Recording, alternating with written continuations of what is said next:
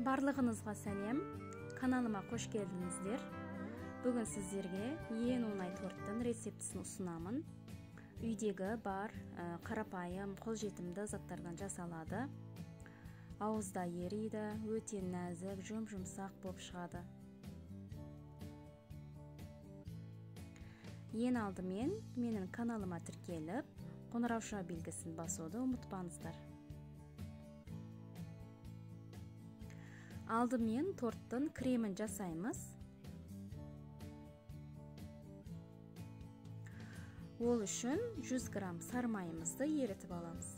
Сармайымыз міндетті түрде 82% болу керек. Толық ерігеннен кейін 4 қасық ұнды салып араластырамыз.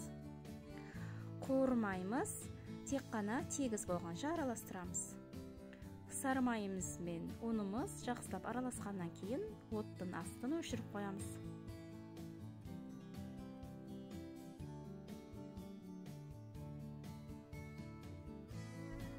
Одан кейін 1 литр сүт, 10 қасық қант, 2 жұмыртқа,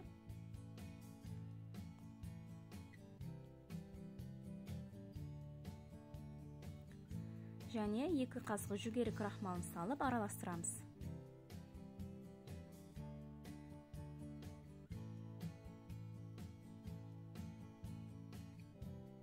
Араластырғаннан кейін қайтадан отты жағып, осы кремді пісіреміз.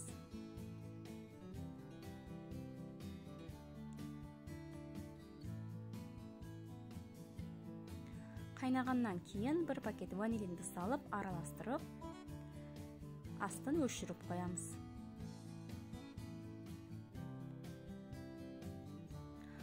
Формаға ең алдымен печеньелерді қойып шықтым. Үстінен ыстық креманы құйып, бетін тегістеп шығамын. Крема міндетті түрде ыстық болу керек. Печеньеден соң крем, кремнен соң печенье, осылай жалғастырып істей береміз.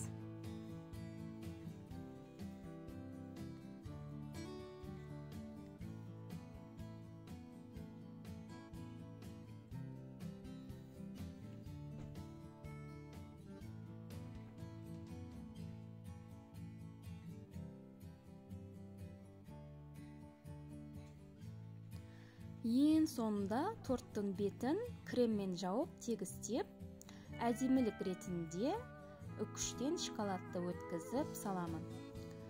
Сіздер өзіңіздің қалауыңызша жеміс-жидектер қойсаңыздар болады. Мысалы, құлпынай қойсаңыздар әдемі көрінеді.